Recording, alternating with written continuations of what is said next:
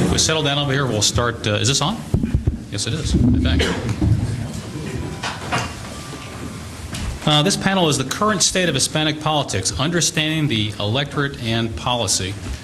And we have enough political talent over here to be able to weigh down this stage. What I want to do is I want to start off with the pollsters talking about the lay of the land, and then have the guys that run the campaigns talk about their experiences in terms of just how the electorate is changing, how campaigns are changing, and then I've got some questions, provocative and not, in terms of the transition in Texas politics. So let me start off with my friend and colleague at the University of Texas, Darren Shaw. Darren joined the faculty at the University of Texas in the fall of 1994. Most recent of his many, many publications is his book, Unconventional Wisdom, published on Oxford University Press, which examines across time survey data to inform the popular conversation about voting in elections in the United States. Before UT, Professor Shaw was a senior national data analyst for the 1992 Bush Quayle campaign, and later on was director of election studies for the 2000 Bush-Cheney campaign and a consultant for the 2004 Bush-Cheney campaign and the Republican National Committee. He also served as a consultant for the Tomas Rivera Policy Institute and is currently advising and conducting the Texas poll. So, Darren, tell us about your lay of the land in terms of looking at what your polls have shown in terms of the Hispanic electorate in Texas today. Sure. Well, first of all, good morning, and thank you for the opportunity to speak to such a nice gathering. I also appreciate Paul going outside of alphabetical order, because usually with people like this on the panel, if I'm last, people sneak out of the room after they get done before me. So I have a captive audience. I'll try to take advantage of that. I'm going to be really dry this morning, and usually I'm not that dry, so I apologize in advance for that. But I figure I ought to give you something to make it worth your while. And so what I'm going to do is essentially go over kind of chapter and verse some findings that came out of a spring survey that I did for the Texas Lyceum. The Texas Lyceum poll is a nonpartisan, non-for-profit organization. The poll was conducted, it's the first one we've done, and the sort of notion was, for a state as large as Texas and as politically significant as Texas, we don't have many polls. In fact, outside of the Texas poll, which is infrequent and is in the field a long time and oftentimes doesn't really suit some of our more immediate interests, there's really nothing out there. And so that was kind of the genesis. Now, the thing I liked about the poll that we did in the spring was we had an opportunity to do a significant subsample of Hispanic voters. And so the results I'm going to give you today are derived from about 330 Hispanic interviews in the context of a 1,000-person sample of the state of Texas. Okay, so you got a plus or minus error of about 6 points or so, but not too bad. I should also mention, for those of you who would ask this question, and you rightfully should, it was bilingual interviewers and a bilingual instrument. And it was real education doing, idiomatic translation of a political survey. This is something that ought to be done more often, but is actually done surprisingly infrequently. So, the focal point was actually social attitudes and attitudes towards the separation between church and state. So we have a subset of questions in there about that. But let me kind of begin with some quick facts. Remember, these results are self-reported. So if they don't jibe with your sense of reality, for instance, on the first line, which would be the percent who were registered to vote, that's because these are what people are saying. According to the sample, we had 60% of Hispanics said they were registered to vote. The comparison here is interesting, though. 92% of whites and 92% of African Americans claim to be registered to vote. We asked them sort of on a continuum, how often do you vote? 12% of Hispanics said they always vote in elections. 33% of whites or Anglos and 24% of blacks. Okay, now, obviously, these numbers are biased upwards in terms of who actually votes, but the differences, I think, are really illustrative. We asked them how interested you were in politics, and 19% of Hispanics said they're extremely interested in politics. We didn't differentiate between state or local or national. 41% of whites said they were extremely interested, and 30% of blacks said they were extremely interested. Some numbers kind of on the lay of the land politically. We asked what's known generically as the track question. Is the country moving in the right direction, or are we off on the wrong track? 63% of Hispanics said that we were off on the wrong track. 59% of whites and 78% of African Americans said wrong track. The most important problem nationally was identified as Iraq by all groups. Amongst Hispanics, 42% identified Iraq as the most important problem. Within the state, 21% of Hispanics identified education as the most important problem. That was the top vote getter at the state level. A close second was immigration. 19% of Hispanics identified immigration. And the comparison point here is interesting. 26% of whites identified immigration as the top issue in the state, and that was the top vote getter amongst whites or Anglos. This question really kind of was interesting to me. We asked a battery of questions on the economy. We asked, is your economic situation better, worse off, or the same compared to a year ago? Amongst Hispanics, 30%, I'll give you the negative side of this coin, worse off. 30% of Hispanics said they were worse off economically. 32% of whites said they were worse off. 57% of African Americans said they were worse off. Flip it around. We asked them, how do you expect to be in the future? Do you expect to be better off, worse off, or the same? 59% of Hispanics said they expect to be better off. Comparison point, 33% of blacks said they expect to be better off. So the racial ethnic divider is very interesting. We asked a voucher question, and we actually, my colleague Professor Jim Henson can attest to this. When you ask a voucher question, everybody and his grandmother seems to have a strong opinion on that. And no matter what you find, you're going to get trashed by somebody.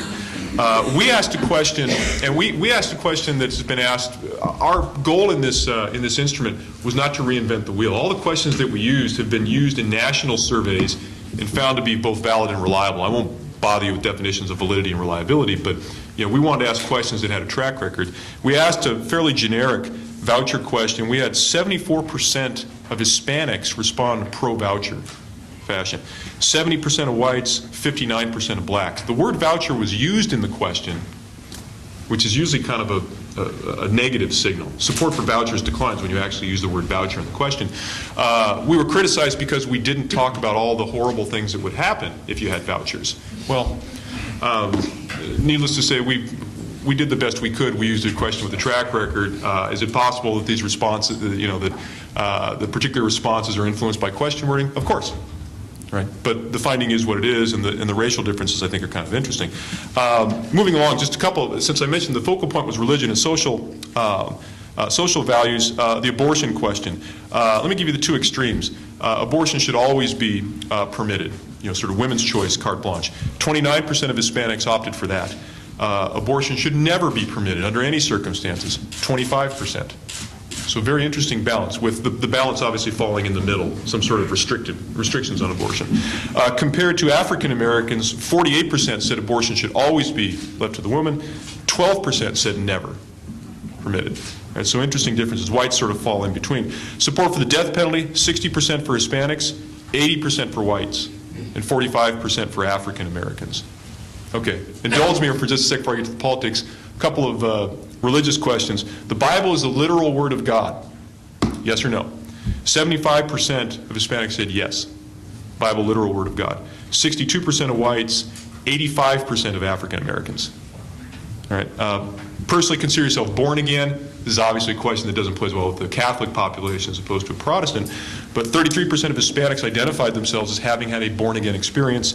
50% of whites, 72% of African Americans. So sort of stunning numbers of religion. And people who study religion know this is not terribly distinct. They're a little higher in Texas than they are nationally, but they're not that far off from what you'll find in national surveys. Okay, raw politics, and I'll get out. 41% of Hispanics said they intend to vote in the Democratic presidential primary. Only 16% said they intended to vote in the Republican primary. Comparison point, amongst whites, 28% said they'd vote in the Democratic primary, 44% in the Republican primary. And as you might imagine, amongst African Americans, 59% said they'll vote in the Democratic primary. Only 8% of African Americans said they'll vote in the Republican primary. Democratic choices, amongst Hispanics, Clinton, 24%. Gore, who we included as an option, 12%. Obama, 8%. Richardson, 6%. Edwards, 3%. And the remainder undecided. We didn't press who do you lean towards, ask questions like that. We could have, but this far out, we left it as it was. Amongst whites, 11% for Clinton, 7% for Gore, 14% for Obama. Richardson only draws 1% amongst Anglos, and Edwards draws 11%. Right. Amongst African Americans, just a point of comparison, 32% Clinton, 28 Obama amongst African Americans. Okay, general election matchup, and I'll bow out here. Right now, the split is hugely dominated by don't knows. But if you ask a generic candidate question, Democrat, Republican, 30% of Hispanics say they'll vote Democrat, 11 Republican, with almost 60% saying, I don't know yet. So a huge advantage, for the Democrats, but lots of undecideds. Amongst Anglos, amongst whites, 43% Republican, 20 Dem. And amongst African Americans, 46% Democrat, 8% Republican, with the balance undecided. So obviously very preliminary results, lots of undecideds and indecision, but they are the most recent large N survey data that we have from the state of Texas. So I'll leave it at that and certainly be responsive to questions later on. We're going to open this up to questions after our panelists are done. By the way, I want to acknowledge I'm delighted to see Senator Barrientos here in the audience today, and thank him for his fine service for Austin for so many years.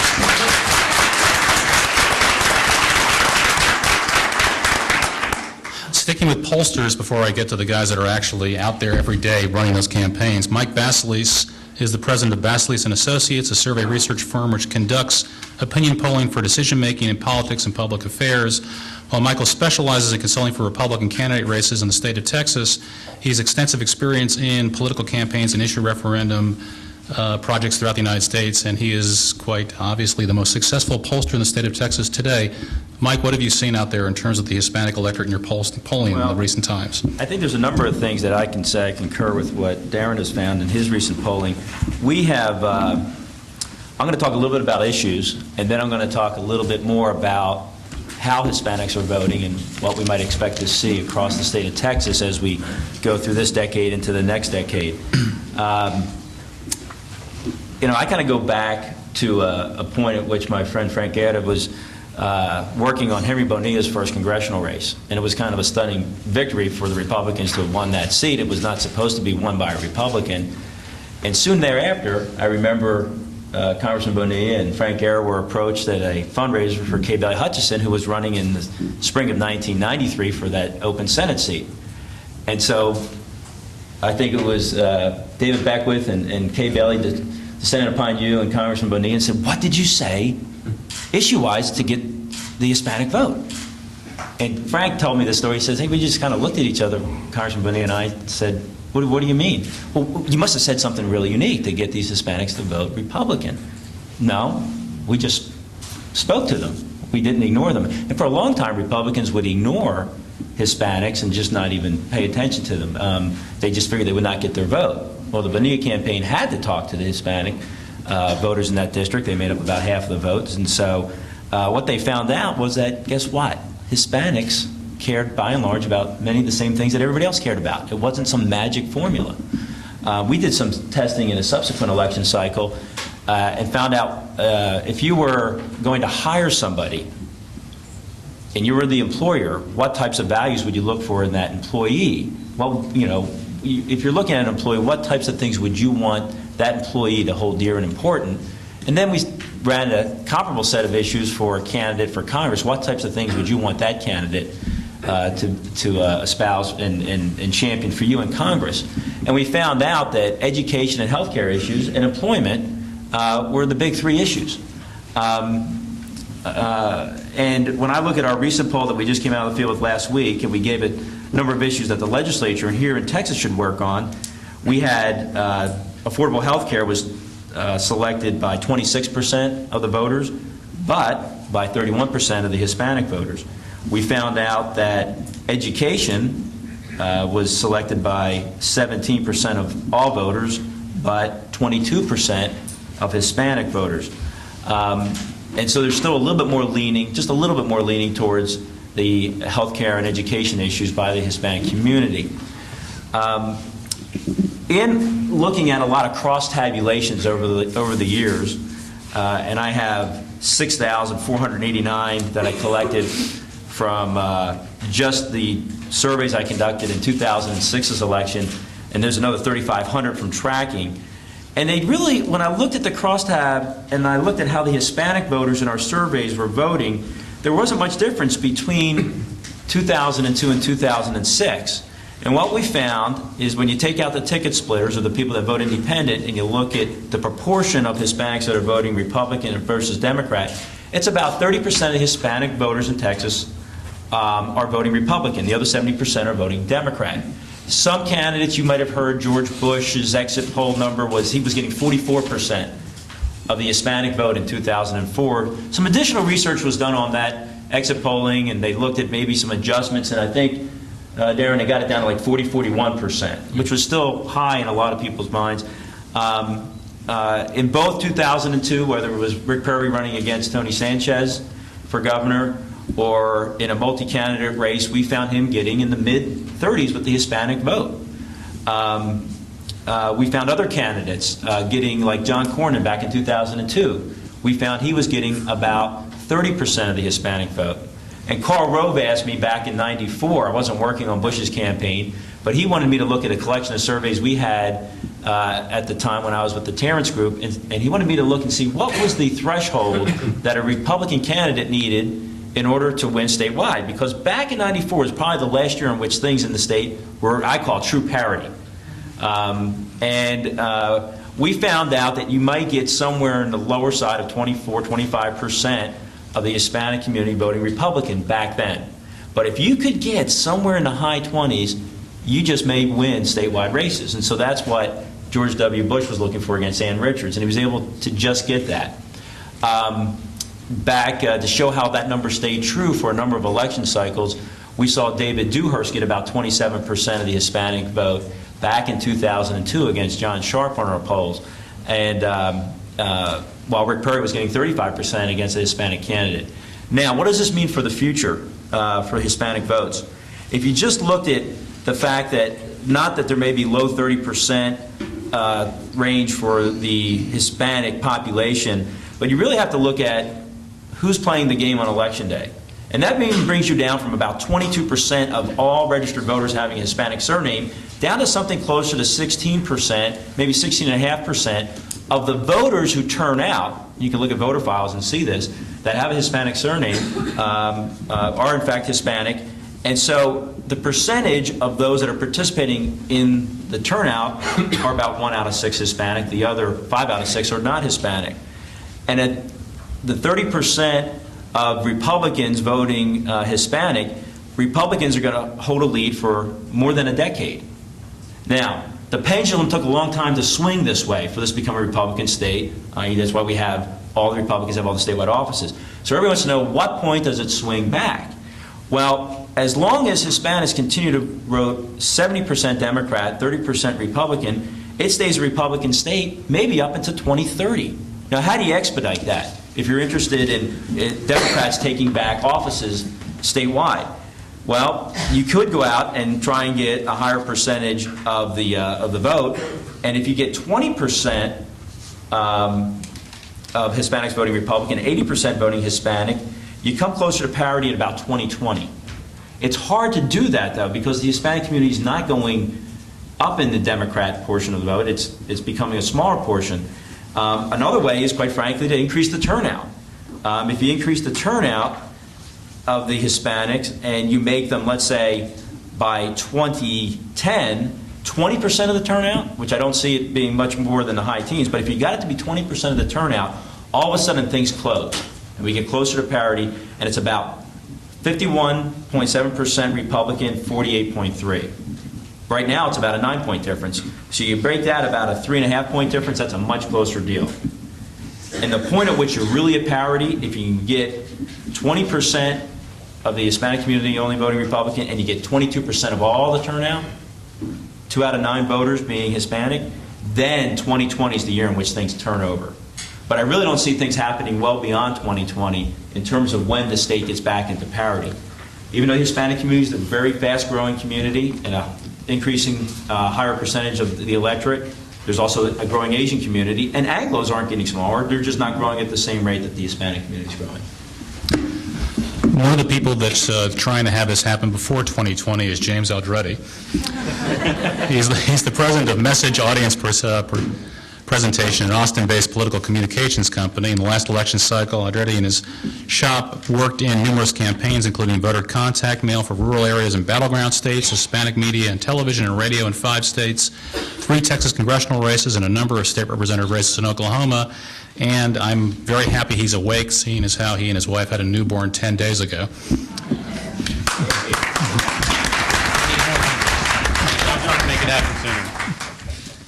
I think really one of the most promising things that's happening on the Democratic side that I think it's kind of either merging with Hispanics, or I like to think that Hispanics are pushing, is really that Democrats are changing the way that they talk. And it's embracing the metaphor really of America as a family. Did some focus groups, or participated in some focus groups with a nonprofit progressive organization, and the Anglo executive director was saying, what is it with you guys? I spent 20 years trying to get away from my family, and all you guys can talk about is family, family, family. I think when you really look at when the downturn for Democratic prospects in the state really accelerated, I think it's kind of emblematic with Phil Gramm in the early 1980s. He was a Democrat, resigned, ran back as a Republican, and very soon was elected statewide. Phil Gramm used to have the joke that he too had a liberal bleeding heart. He just kept his in a jar on top of the mantle. And that really works. I mean, when you're embracing kind of America as a family, you're really switching from a white Protestant belief in individualism versus a much more Catholic belief about communalism. And the whole idea that, I guess, the 2 basic most devastating charges that have been out there against Democrats is bleeding heart liberal, which is the motivation for us being tax suspenders, supposedly. And the second is kind of moral relativism. And to a certain extent, both of those parts have been more part of the Anglo part of the Democratic Party, and it's because it still had that individualistic part. Graham's joke doesn't really work if you have obligations to other people. If you're part of a larger community and you're connected with stuff, you're not doing something out of a bleeding heart, you're doing something out of an obligation. To a large extent, Republicans, I think they have an advantage, and to a certain extent, there is an opportunity for them to speak with Hispanics because Catholic doctrine is a little bit more conservative when it comes to social issues. But I think part of what they miss is what I just call cultural Catholicism, and it is that framing of our mind of how we look at the world much more as a collective. You go to church, we don't go to a service called individuals, we go to, to a service called Mass. So from the start, we're told that individuals aren't important. We're forced to kneel, and I challenge anyone to get on their knees and then to think very highly of themselves or not have a little bit of humility. The Bible's read to us. We don't read the Bible. We're getting a little bit better because the priest no longer has his back to the audience and actually recognize that we're there. But We're going back to that, though. And then when you are recognized as an individual, it's time to confess and you're reminded about what you've done wrong. So we walk into Mass, we're forced to kneel, we speak when spoken to, and then we're told how bad we are. But what that does set up really is that sense that the larger group is more important. If you go to any kind of Hispanic dominant community and you ask, who is so-and-so, the answer won't be what their job is or anything about that individual. It's their family tree. Your identity becomes how you are connected to a larger group. And to a large extent, that is changing how Democrats speak and approach issues. And it allows you to take things such as CHIP as a moral obligation to other people, as opposed to something you're doing just out of the kindness of your heart. And I think still on that, I think Cornyn and Republicans and Bush are still going to have problems on that. I think when you go into even an Anglo-dominant community, such as the most Republican district held by a Democrat, which is Chet Edwards' district, Arlene Wogemuth was defeated basically just on the CHIP issue and the fact that these kids were denied. I believe it was Fabrizio did the 10-year review of where Republicans stand, and that drop with Hispanics that is occurring is not just because of the specifics of the immigration debate, but it is that cutting off of people, and it is that lack of seeing people seeing this country as a united type of family. It really is affecting, I think, the way a lot of progressive organizations are doing things too. There were focus groups with the Sierra Club, and they were just looking at their logo and showing it to Hispanics. And it's a lone man with a walking stick walking into the woods. And Hispanics thought that was crazy. Why would someone walk into the woods by themselves? That makes no sense. There's bears in the woods. Or maybe there's not a bear in the woods. But it is that idea that, then they have, families having picnics out in the park. That is environmentalism to Hispanics. Second, even with Planned Parenthood on the choice issue, they had their focus groups, and typically it's one woman saying, I have choices. When this was done in New York among Puerto Ricans, they always wanted to see, a daughter graduating with her father. They wanted to see a woman with her boyfriend. It is still about a larger thing. And even when I've worked with some Planned Parenthood groups, they won't always include some of them, and we're kind of getting over it to include. But you also have to talk about a woman's right not to have children. It's really talking about a woman's right when to have children and how many. And when you have that power, when and how many, it comes without saying it that you have the right not to have children. But with Hispanics, you don't talk about the right not to have children. It just goes against it. I was talking about kind of that cultural Catholicism. And it really provides, one of the most persuasive weapons that every Hispanic mother knows, and that's Catholic guilt. There is no such thing that I'm aware of Protestant guilt. But Catholic guilt comes really when your fear of being ostracized. And it goes back to being that part of a larger group. And what you see, too, and it really becomes the advantage, I think, that is heading back in both how the issues are framed, is in Hispanic culture, that guilt means that you have an obligation to the sacrifices of those who came before you and your parents and your grandparents, and you have that obligation to your children as well. And it goes back to that bleeding heartness and that charge. There is nothing welfareness about meeting your obligation back and then continuing that, passing on that guilt to the next generation. So I think a large part of what is shaping is not just the numbers and when is the sleeping giant going to awake, but it really is, it's affecting the way the Democrats are talking, and it provides us to talk from a larger position of strength and from a moral obligation on issues. James, I'll meet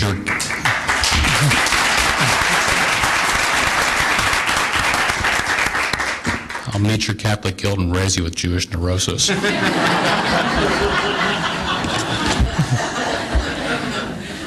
Coming down the line over here, Kelly Farrow was raised in Argentina, educated in Mexico, and he's been a chief strategist for candidates and elected officials around the world. He was a policy and political strategist for the Mexican ambassador to the United States, helped Vice President Gore create the National Performance Review, and served as a communications advisor for Nicolas Sarkozy in his race for presidency of France. Formerly a director of Public Strategies Incorporated, he's the co-founder of Farrow Hewitt Global, a political and public affairs firm based in Austin. Kelly. A Democrat who works for the French. I'm just, I might as well just retire right now. I wanted to say something about an issue that, Mike didn't address in his polling. I know he tests this, and I know Darren does too. And it's economic security is an issue that ties into a lot of the values that James talked about, and that is we're seeing in polling, and we just know instinctively that this is an issue of growing concern among Hispanic voters. I call it the Hood Robin theory, the opposite of Robin Hood. We have an administration in a sort of a political environment that steals from the poor and gives to the rich.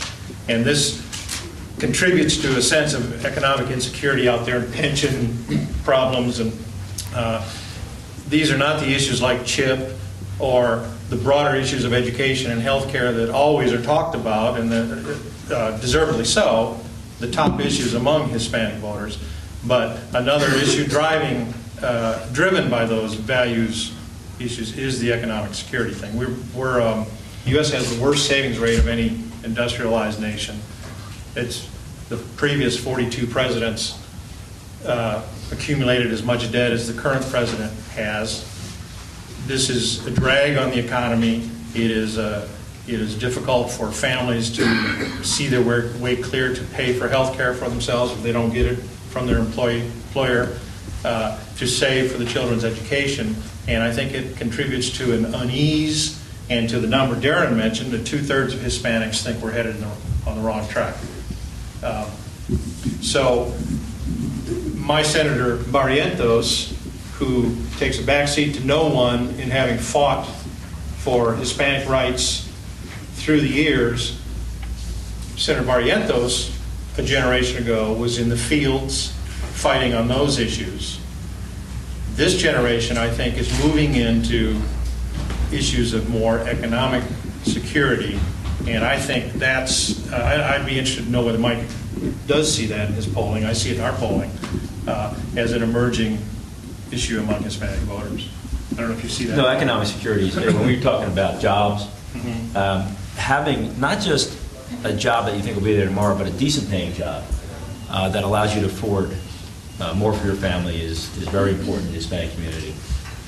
On the voucher side, you know, one of the things I have learned from some voucher or school choice work is that the Hispanic community, more so than the African American community, and certainly much more than the Anglo community, is interested in anything, any vehicle. They're in support of any vehicle that will give them choices and options to better their children's education. Now, that's not talking about the pluses and minuses of vouchers or school choice. It's just that you give them an option or an opportunity, they want it on the table. Moving down the line, Frank Guerra, and by the way, Frank, thank you so much for being instrumental in getting Congressman Bonilla to change his plans and come over here today. Frank is the founder and the CEO of Guerra DeBerry Cootie, a full-service advertising, marketing, and public relations firm based in San Antonio, Texas. Now in its 11th year, GDC offers general market as well as Hispanic capacities for regional and national clients.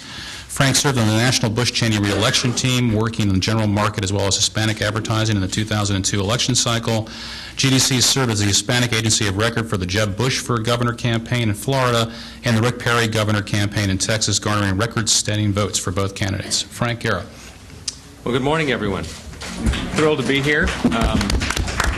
Years from now, when I look back and say, wow, I got a chance to participate on this very auspicious day, and the timing of it is amazing, because I think one of the most exciting things to happen in Hispanic politics in the last 10 years happened 2 days ago in San Antonio. Are you aware of this? Yeah. My 13-year-old son was elected president of the student body. That. I got to tell you the slogan. He came up with a slogan. I wanted Mike to test it, but we ran out of time. And money. He said, Dad, I got a slogan. What is it, buddy? The Guerra era. I was like, I like that. So, anyway, I'm going to take a little bit different approach today. The Guerra War. It could be that too. It could be that too. I'm going to take a little bit different approach today. I'm not a pollster, so I can't tell you how Hispanics are going to vote, what message is going to move them in what direction, by what degree. But what I would like to talk about is what I think the Hispanic mindset is going to be going into 2008 and well beyond. And it has to do with the dynamic shift that's taking place right now with Hispanics and has been taking place for a while. And that shift is really most evident when you look at Hispanics from a consumer standpoint, of consumer of goods and services. So for just a moment, I'm going to pause politics and I'm going to talk about Hispanics as consumers. Then I'm going to show you how that shift, I think, is going to affect how we view not only next year, but politics into the forever future. So let me begin with this, and I'll state this you wouldn't know unless you were living under a rock for the last 10 years. Hispanics are growing really fast. We're spending more money than we've ever spent before. Next year, when we hit 08, we're going to top $1 trillion in spending. That's economic power. And the corporate response has been predictable. They're spending more money on Hispanic. You see Hispanics in general market spots. And by the way, we do politics, but we really sort of built our business on corporate work, so I'm telling from personal experience. You see bilingual advertising, you see Spanish language ads on English language TV, and all companies are talking Hispanic. But what's really interesting, and this is where the shift has taken place, and I think you'll see it as soon as I talk about it, is what the market response has been, how Hispanics are responding to this. There are now rising expectations. You better be talking to me if you want my money. We have more choices. We have greater product knowledge than ever before. We are shifting our media habits, and we're exploring more. Let me tell you, not too many years ago, here's what they would say about the Hispanic consumer. You get them early, you got them forever. The ultimate brand loyal human being on the face of the earth, not anymore.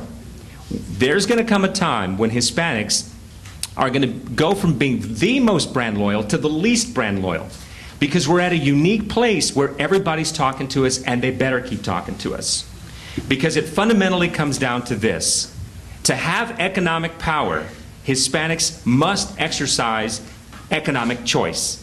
If we buy only one bottled water, one brand of suit, one kind of car, then everybody's going to stop talking to us. The more we spread it out and the more preciously we hold that dollar, the more economic power we have. Now, let's bring politics back in the room. Let's shift the realm from economics to politics. The more that Hispanics hold on to their vote, the more political power they will have. If they want political power, they have to exercise political choice. So obviously I've worked on Republican, campaigns. But first and foremost, I really believe that Hispanics ought to gain more political power in this country. So I want the Republicans to go after them. I want the Democrats, the Green Party, the Libertarians, everybody come after us. The more they come after us, the more political power we're going to have. I think it's a foregone conclusion, and it's where things are going. So here's where the mind shift is. The more we really fundamentally get the economic model, the more over time we're going to get the political piece of this as well. And so the question becomes, who is it that's going to win this battle? I'm going to tell you a little story that I heard years ago, and it was a story about a young man who goes to a wise old man, and he says, I have a battle going on in my soul between good and evil. And it's like they're two dogs and they're tearing at each other. And which one is going to win? And the wise man says, the dog that will win is the one that you feed the most. So, who's going to win in the future? Obviously, there are some Hispanics that are Democrats. There are Hispanics who are Republicans. But the great middle, who's going to win that? It's going to be measured cycle to cycle. Because the more we realize that we're going to hold our votes to the end and make a decision, the more power we're going to have. In 2004, after the presidential campaign, I was on a panel with a guy from the Kerry campaign, and the question came to me. So, do you now own 41, 42% of the Hispanic vote? And I said, absolutely not. It's just what we earned this time. In 2006, I was asked by a reporter, well, Republicans didn't do very well with, Hispanics in a lot of areas. Have you lost ground? I said, absolutely not. Because that assumes that we own the ground. And we don't. And no one really does, that middle ground. So from cycle to cycle, it's going to be a battle. And whoever does it the best, does it the hardest, and truly connects, that in that cycle is going to be the winner. Whether it's a party structure or whether it's an individual candidate. I think on the long term, Hispanics stand a very good chance on a very basic level. Republicans stand a very good chance on a basic level to make tremendous inroads within the Hispanic community. And hopefully during the Q&A, we'll get a chance to talk about that, because I've got my friends still sitting over here, Louis, and I want to give him a chance to talk, and hopefully we'll get a chance to talk a little bit about that in the Q&A. So thank you.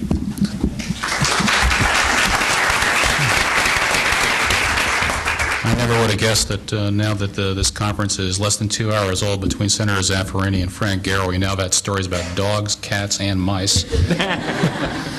Last but definitely not least is Louis Saenz, and definitely not least because he was the manager in the only successful gubernatorial campaign and one of the weirdest gubernatorial campaigns in the history of Texas in this last election cycle.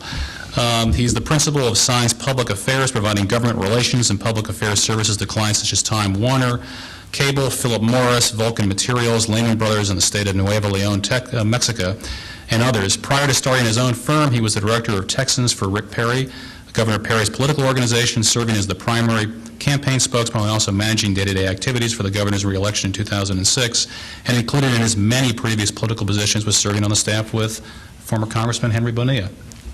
Thank you. Thanks, Paul. It's certainly an honor and a pleasure to be here, and it's changed. I've been in politics and public policy for about 17 years now. Started in 1990 at the Heritage Foundation in what was a somewhat conservative think tank in Washington, D.C. Somewhat. A little bit conservative. And I was interviewing, and they put me in what was called the New Majority Project. And so went over for my first day, reported the New Majority Project, said I thought I was going to work in the Congressional Assessment Project, which was overseeing Congress. I said, no. He says, you're Hispanic. We want you to help us with Hispanics and figure out how they vote. And then office and right next to me was an African-American lady. It's like, hey, can't we just blend in with them and help on the other issues, not just because we're Hispanic and African-American? So about 7 or 8 months later, ended up on the Congressional Assessment Project because I was finally able to convince them of the same advice that I've given people that I've worked for over the years is Hispanics, we have the same concerns as everyone else.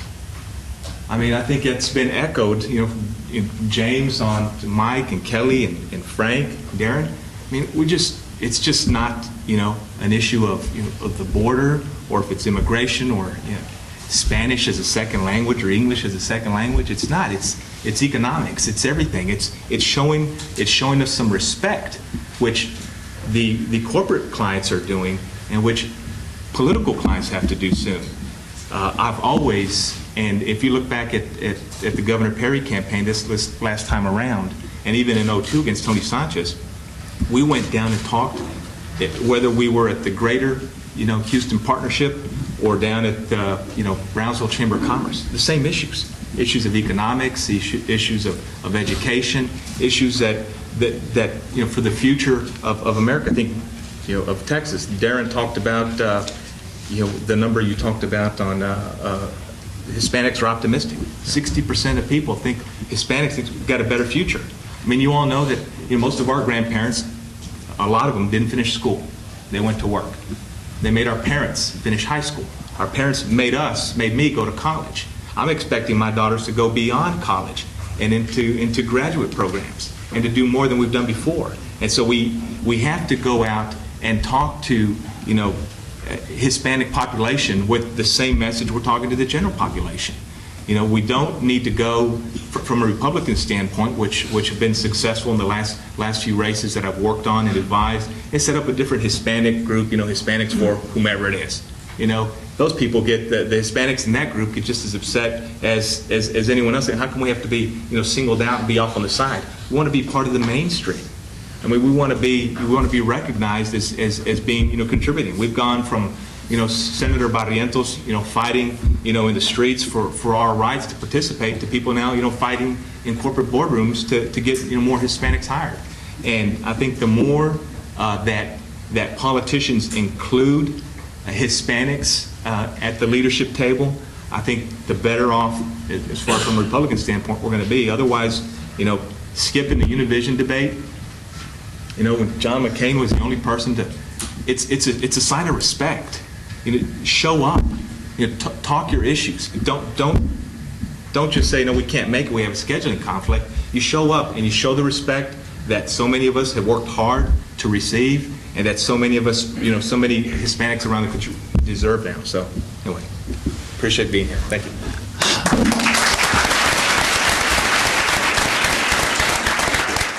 Before I open this up for questions, and I actually want to go a little bit further on a point that Louise made. And we've been collecting these. Ronnie Stidman, the director of the center, has been sending these over to me. These are headlines in the last 10 or 12 days, which owes partially to the Univision deal. Divisive problem. The GOP's ruinous immigration stance. This was a Washington Post article. Debate no-shows worry GOP leaders. Also a Washington Post article. And actually also a Washington Post article. His hard tasks, sell Hispanics on the GOP, about Senator Mel Martinez and his role in the RNC. Some things have been happening recently. I mean, I had to take a double take when I saw that Massey Villarreal had endorsed Rick Noriega for the Senate, including his comments. Is he still the president of the National Hispanic Chamber of Commerce, or a past? Massey's a dear friend of mine. I'm not sure if he's still former chair. And then the one that I really had to do a double take on was Lionel Sosa endorsing Bill Richardson for president. Sort of the dean of admin in San Antonio. So just something to think about, because this is the sort of the 500-pound gorilla in the back of this discussion. Is Texas going to go the way of California?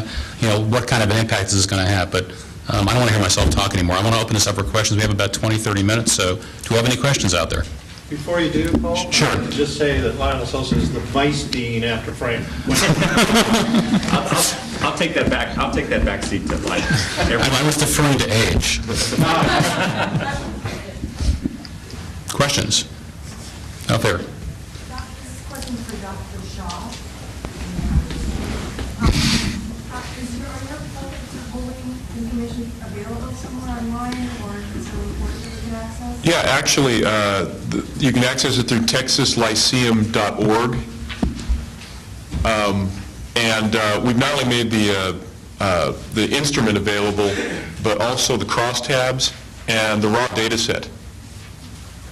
And this is a survey of adults, and so one of the things that happened when we put the survey out was the election numbers looked very, very positive for the Democrats, because our sample is reflective of the state population, so it's roughly 30% Hispanic.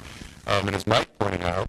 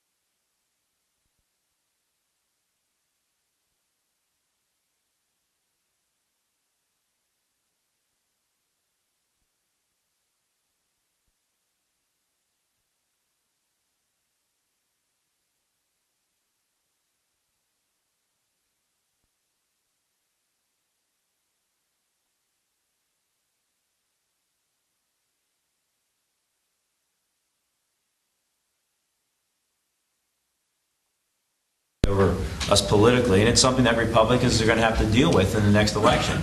So if you factor in that, and we saw it happen in 2006, and it's not a normal election, but some percentage of Republicans sit home, guess what? The Democrat vote becomes more, the Hispanic percentage of the turnout becomes more. Now you're pushing in the upper teens, and you're getting a little closer. yeah. One of the things that's interesting is you look at the difference between Gen Y voters, generally, irrespective of ethnicity, Gen Y voters versus Gen X, boomers, and war generation voters. Gen Y has come in as a very Democratic cohort.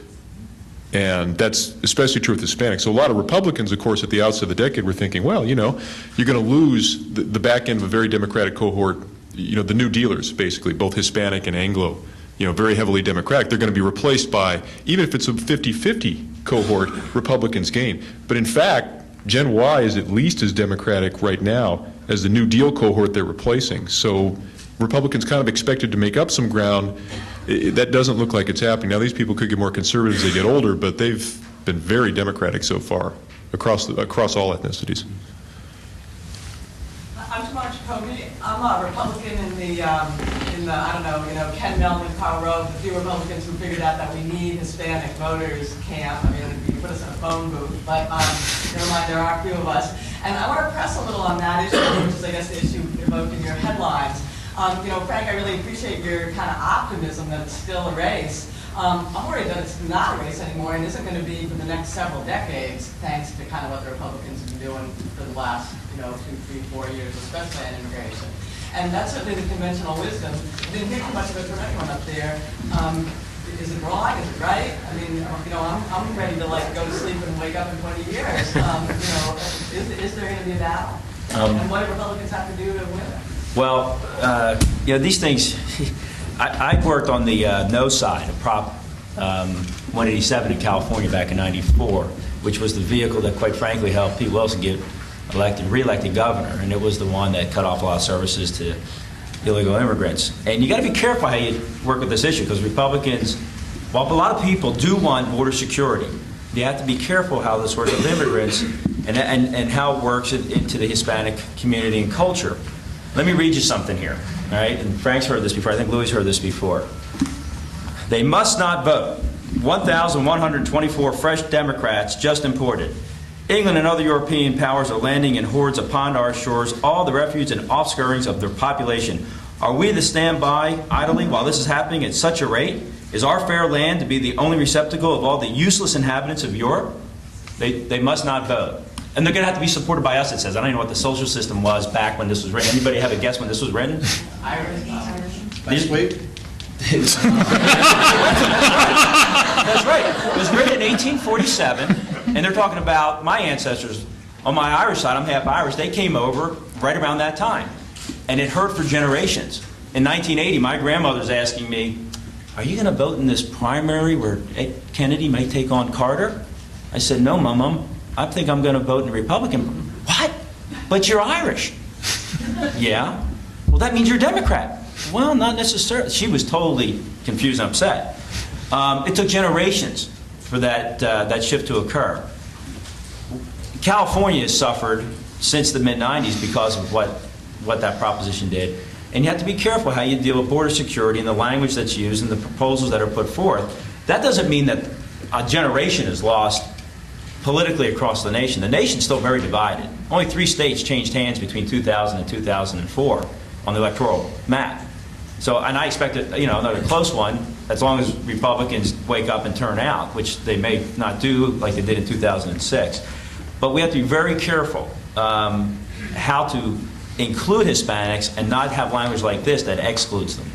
I think it's what, back during the governor's reelection, we were very clear in talking about border security, and and we distinguished that, and that polled really, really well, even along the border cities, because Hispanics, they're concerned about their safety, but we didn't talk about keeping them out, just secure. I mean, people are afraid to go across anymore. There were kidnappings going on, and so I think it's not lost on Republicans to capture more Hispanic vote. I just think we've got to watch the way that we phrase things. The people that some of the people that are trotted out on our side. I told Kelly earlier, like, oh my God, I turned the radio off or turned the TV off, just wondering, it's almost an attack on me when I'm listening to them. And these are folks that are on my side of the aisle, and but we've got to be careful how we approach it. The problem is how people are being careful. They're doing the opposite. They're pandering to the other side of the party. I'll jump in there. You know what? A lot of people, like the governor, are being very careful because they understand that there's the primary equation where Hispanics don't fit in, and then there's the general election equation where they certainly do. The problem is that there's a smaller handful of people who live in places where it is absolutely the best thing for them to do to smash everyone. And so the problem is that those are the people that get trotted out, they get highlighted, their sound bites make the news, and that's how Republicans get portrayed. And so it is going to be damaging, because I'll tell you, there are Hispanics that are in one side and in the other.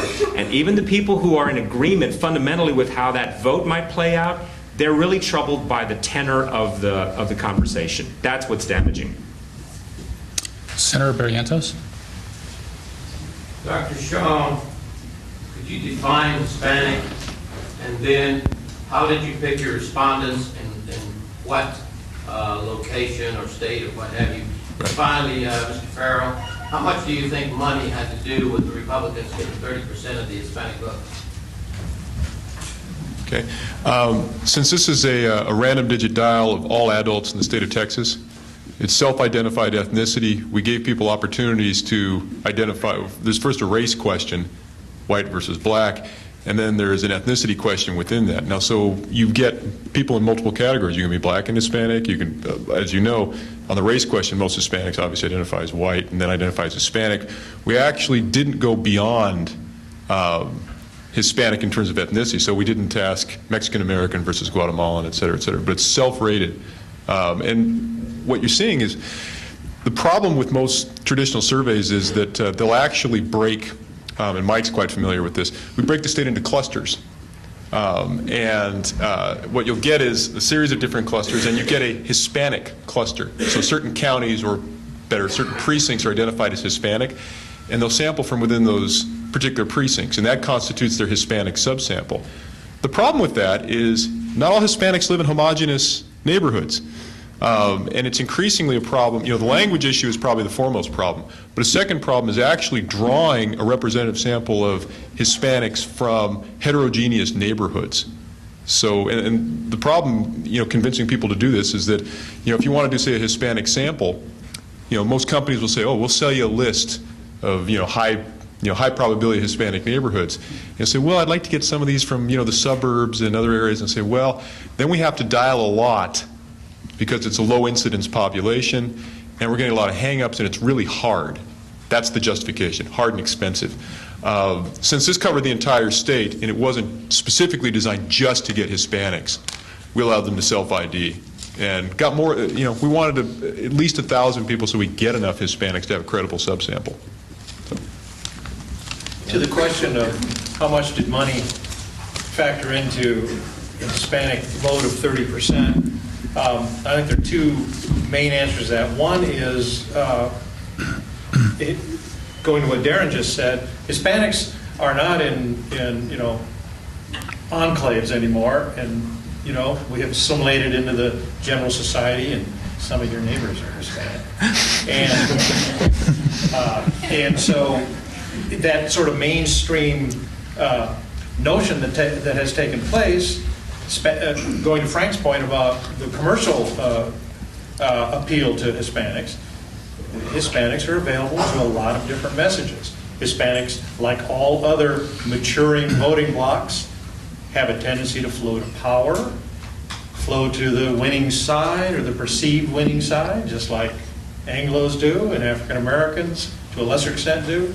Asians do, a group we haven't talked about today. So I think that the money was significant because it was able to deliver a message to Hispanics who are in transition, like others are, and were available to that message. I also think on the other side of that, what has just been said about the danger in your question about the perceived intolerance currently out there among Republicans toward Hispanics is a message that's a lot stronger than that 30% message. And then all that money that achieved 30%, the message you're referring to is a lot stronger, and frankly for Democrats a lot cheaper for us to stand back and let that message. I mean, I'm a Democrat, and James and I are trying to be on our best behavior today, and I won't hold you to that, but speaking in a partisan way, I think there is a narrative that has been cast over the last few years that's going to be in place for a long time. Question of the man in the tie over there. Could y'all talk about some of the salient characteristics of Hispanic individuals who are first generation compared to citizens compared to second, third, 12th generation? Good question. Well, it's all over the place. There's everything from income level to media consumption. I mean, it moves so wildly. I'll tell you, interestingly, if we take the immigration conversation out of here, which I think definitely affects this, what I've told groups around the country is I think there are actually two groups that are that Republican Party can appeal to. And everybody says, well, it's the generation, it's the multi-generational folks that are here, and it's obviously them. Well, that's one. But the other one is actually the new arrivals. I really think that the new arrivals, if they again, taking the immigration conversation out of here, could be very open to Republican messages. Because I spoke to a group of folks in New Mexico, and I said, imagine that you're not from New Mexico, you're from Mexico, and you've just left your home, or somewhere south of there, and you've left your home, you've left your family behind, you've traveled to a country you've never been to, you've gotten here by some means that was probably dangerous or expensive, and you'll take a job and you'll work hard, and if somebody says, look, you got to pay part of your fair share, they're fair people, and they would do that. And ultimately what they want to do is they want to keep as much of it as they can in their pocket to send back to their family. And depending on where they're from, there's some level of mistrust of government. I said, now, who does that sound like? And this group of Republicans, it sounds like us. And I said, but these are the new immigrants. This conversation, unfortunately, took place 2 years ago, and in the last 2 years, there's been a different kind of discourse out there. So how does that become affected? I don't know. But I think from whether it's somebody who's just walked into the country or somebody who's fifth generation, there are worlds of difference between these folks in too many ways to enumerate. Back over there. Several of you have talked about the idea of a message in getting that Hispanic vote and about the importance of an issue shift.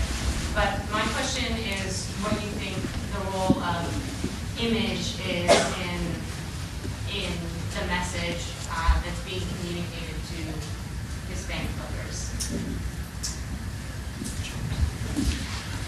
I try to get as many of our clients, and whether they're Anglos or Hispanics, to always talk about things in a multi-generational context. I think you need to have your TV ads with your parents or with your kids. It's got to show that still that sense of community and that sense of obligation and that sense of sacrifice.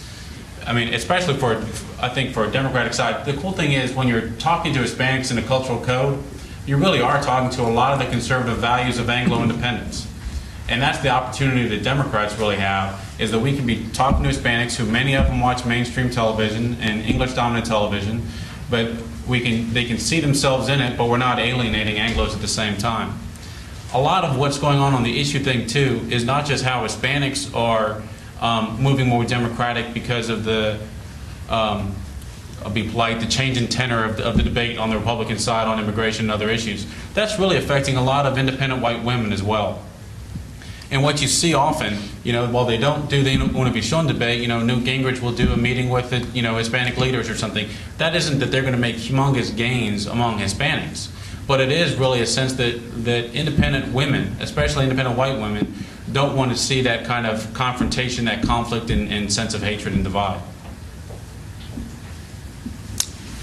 Neil Burns in the advertising department. Hi, thanks.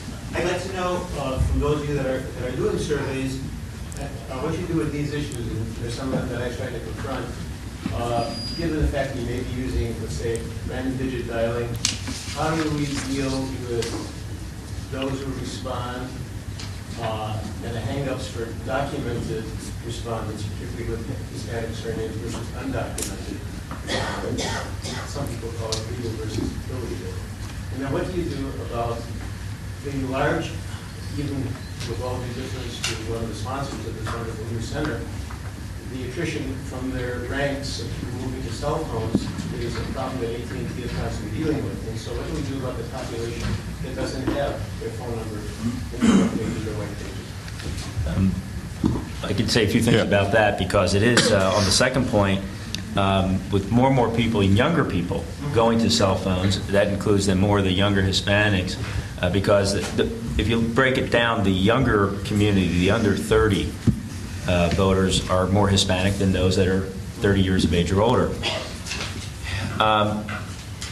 There's a ruling that says that that you're not to auto dial cell phones, but you can hand dial all you want. It's the silliest rule that the FCC has.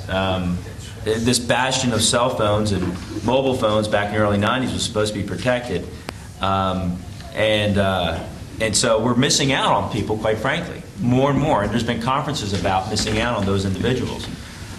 So it's going to make polling more expensive to try and reach those that have landlines. And you can have to make some assumptions or fill it in some other way through internet surveys or something to reach these individuals that are on cell phones. It's a good point. We should be looking at those that have a Spanish surname, and I had some voter surveys where for the listed numbers that are on the file that have a Spanish surname, we should look a little closer at what happens with the disconnect among those numbers that are dialed versus non-Spanish surnames, because we have about 21% of the voter file in Texas has a Spanish surname, and it's indicated. It either has an H or it's a blank. So we should look at that and see what the difference is. But keep in mind, I'm dealing with voters. And so they're here, typically, if they have a landline and they're registered to vote, what I've seen in the past is that we can find them just about as easily as we can find anybody else. But there are cases, and I did this with Bonilla in past cycles, where we find ourselves a little short on the Hispanic interviews that we thought we should have by different regions. So we'd have to go take a segment of the voter file and randomly dial just those that have the Hispanic surname. Right. So there are things that can be done to make up the difference. Let me just jump in. Mike's sort of last comment is basically the solution at this point. With respect to cell phones, I think the legislation that's passed that stopped, cold calling basically for commercial reasons has bought us about another year or so, because what's actually happened is the response rates to traditional polling have gone up because people are no longer screening thinking that they're going to be telemarketed. Political people can still basically political telemarket them with surveys, but so it's a loophole that has bought us a little bit of time. But we're clearly going to internet-based polling. I mean, there's no question about that. Now, for our particular survey, the truth is, and this gets to Senator Barrientos' point also, we're light on young Hispanics. Now, this is kind of interesting, right? I mean, you'd think, getting also back to Jim's question about generational effects, that people who are 2 or 3 generations, maybe who aren't as comfortable in speaking English as opposed to the younger kids, that they'd be less likely to speak. Actually, we do okay with them. It's the young people that we're just getting killed with. And what you'll often see in samples, and we did this a little bit in ours, to be honest with you. I think we ended up, in that particular strata, the cell, we needed, for instance, I'm making this off the top of my head, but something like we expected 21 18 to 24-year-old Hispanic males out of the sample. And you end up with 15. And what we do is you weight up, and you're making a heroic assumption. You're making an assumption that the people you got look just like the people you didn't get. And is that true? Is there something systematically different about people who wouldn't respond or who hung up or whatever? There probably is. And so we're living with that air until you move to greater internet coverage so that some of these problems can be resolved. And there are countries like Polymetrics out in Palo Alto, which is basically developing an enormous pool of Hispanic participants from whom they'll actually do polls in the future. So there's sort of opt-in surveys in exchange for some kind of recompense, and they form the basis of a pool that'll eventually, get large enough so you can do legitimate social scientific type sampling. But right now we're kind of in a nether region, both because of cell phones and the digital divide, the absence of complete internet access. As a pollster or former pollster who probably was never involved in a successful campaign in Louisiana, I'm going to bring this methodological discussion to a close.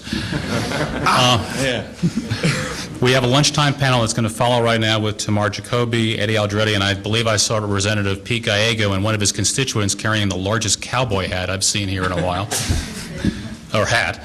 I want to also encourage you, if you have to leave at 2:45, Ray Martinez, who is heading our Hispanic Policy Leadership Institute over here, does not want to have just me in the audience when we have all the people talking about issues of importance in the Hispanic community. It's a fabulous panel as well.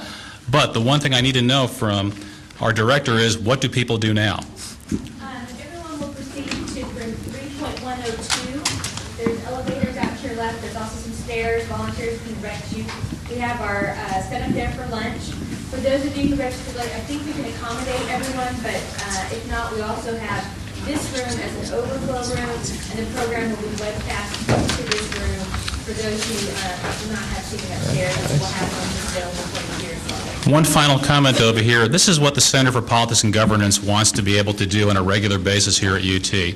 I think that anyone that knows anything about politics and thinks about it realizes, as Ronnie says, that someday, maybe sooner rather than later, the governor of Texas is going to be Hispanic. There are going to be more Hispanic members of the legislature, and I think you're going to begin to see, if you haven't already begun to see it, people getting elected who are Hispanic in places you didn't even know there were Hispanic populations. This is an important part of the way our state is going to be governed in the future, and I thank everybody over here. I thank all the members of the panel, and I hope to see much more of this in the future.